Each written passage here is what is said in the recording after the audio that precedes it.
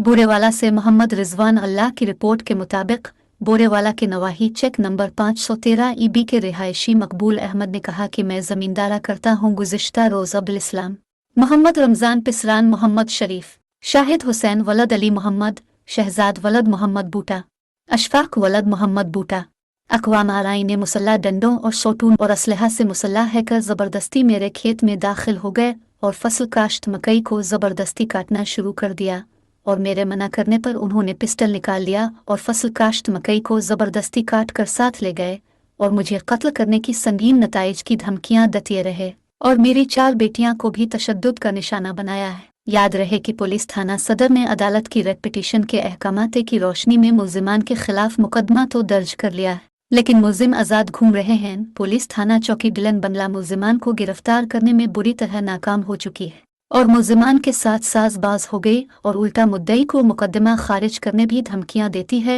मेरी आला हुक्काम वाला से अपील है, मुल्जिमान को फौरी गिरफ्तार करके उनको सख्त से सख्त सजा दी जाए और मुझे इंसाफ फराहम किया जाए। मेरा नाम है 513 रैशी हाँ।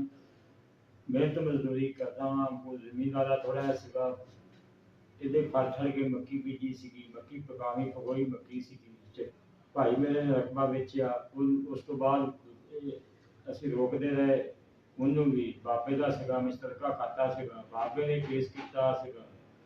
ਉਹਨਾਂ ਨੂੰ ਵੀ ਰੋਕਦੇ ਰਹੇ, ਤੁਸੀਂ ਨਾ ਲੱਗੋ। ਉਹਨੇ ਧੱਕੇਸ਼ਾਹੀ ਨਾਲ ਲਿਆ, ਮੈਂ ਠੇਕੇ ਰੱਖਿਆ ਸੀਗਾ ਬਾਬੇ ਕੋਲ। ਉਹਨਾਂ ਬੰਦਿਆਂ ਨੇ ਜਿਹਨਾਂ ਨੇ ਲਿਆ ਵਾ, ਉਹਨਾਂ ਨੇ ਮੇਰੀ ਮੱਕੀ ਸੀਗੀ, ਮੱਕੀ ਜਿਹੜੀ ਤਬਾਹ ਕਰ ਦਿੱਤੀ, ਲੋਕਾਂ ਨੂੰ ਵਢਾਈ। ਕੋਈ ਆ ਵੱਢੀ ਦੇ ਨੇ 9 ਵਜੇ ਦਾ ਵਾਕਿਆ ਸੀਗਾ। आप मौजूद नहीं सीगा, बच्चियां सीगियां, बच्चियां ने थप्पड़ मारे।